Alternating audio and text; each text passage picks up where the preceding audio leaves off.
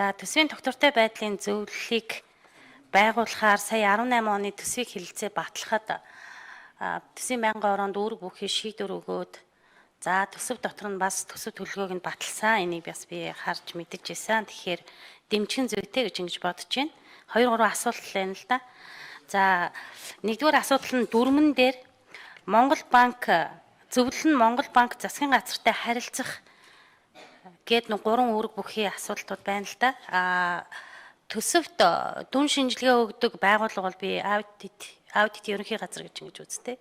Тэгээ энэ аудиттай ямар хөө байдлаар холбогдож ажиллах юм бэ? Энэ зөвлөл чинь нэгдүгээрт. Хоёрдугаарт нь төсвийн процессын үе шат бий. 10 сарын 1-нд засгийн газар улсын хурлд өргөн бариад 11 сарын 15 төсвийг хэлэлцдэг, баталдаг хуультай.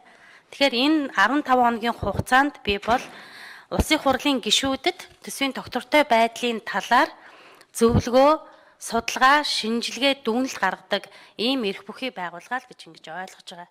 Тийм болохоор аудитаас нэг дүгнэлт гараад, энэ зөвлөлөөс нэг дүгнэлт гараад, энэ хоёр хоорондоо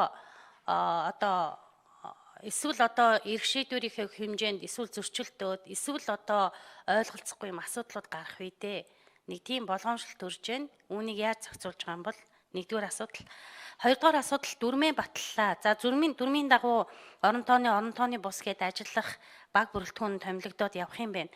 Энэ зөвлөл чинь зөвхөн энэ дүрмийнхээ хүрээнд үйл ажиллагаа явуулна гэвэл зөвхөн төсвийн жилийн өргөн барьсан төсвийн төсөл дээр л ажиллах ийм л процесс харагдаад байгаа хгүй. Тэгэхээр бүтэн жилийн хугацаанд Монгол Улсын төсөв санхүүгийн энэ үйл ажиллагаа судалгаа шинжилгээ хийх гээд орон тооны 3 ажилтнтай байх тохиолдолд мэдээж энэ зөвлөлийн дүрмээс гадна бие даасан журам заавар байх болов гэж ингэж бодож байгаа. Тэгэхээр энийг нь хэн батлах, хэн энэ эрх зүйн орчныг нь бүрдүүлэх, эсвэл журам зааваргүйгээр ажиллах юм уу? Энд үүрэг бүхий хийж хэрэгжүүлэх үүрэг чиглэл нь тодорхой байх болов. Энийг яаж зохицуулах юм бэ гэсэн ийм хоёр дахь асуудал байна. Гурав дахь асуудал нь за зөвлөл маань жилийн төсвийг өргөн барьчлаа. Тодорхой дунд хугацааны төсвийн хүрээний мэдэгдэл Монгол Улсын эдийн засгийн нийгмийн үндсэн чиглэлгээд төсөв санхүүтэй холбоотой аливаа асуудлыг эрх зүйн хувьд шийдвэр гаргахад энэ зөвлөлөөс гаргасан шийдвэр зөвлөмж нь ямар эрх зүйн чадамжтай байх юм бэ?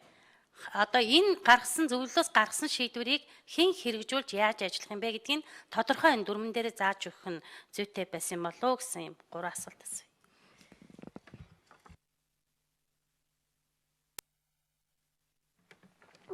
За ямар зайг шинэ асуултанд хариулъя.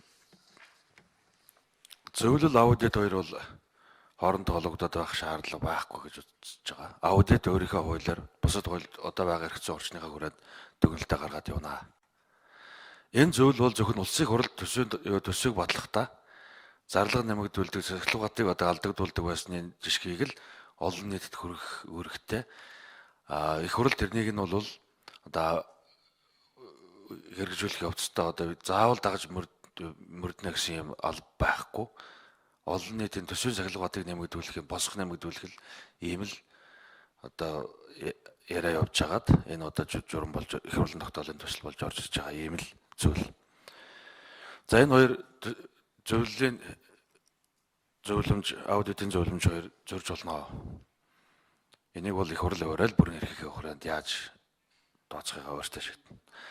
За энэ нэгэн зөвлөл байгаа юм чинь даргаыг нь бол орон тооных байлгая. Доор ажлын албатай байна. Бүтэн жилийн хугацаанд төсвийнхээ хяналтыг бас тэд нар хяналтаа тавиад орон тооны нэг гишүүн дарга нь бусад зөвлөлийн 8 гишүүнээ мэдээлэлээр хангаад шийдвэр гаргахад тусалдаг ийм алба бай. Энэ нь улсын хурлын тамгын газрын дэргэд байхаар. Улсын хурлын тамгын газраас цалин бусад хангамжаа эдэлдэг байхаар ийм 3 гүндэд байгуулахаар тооцож оруулж ирсэн байна. Бие даасан журам заавар гэдэг нь тамгын газрынхаа дүрм багтаал явчихна. Ол шаардлагагүй. Гишүүд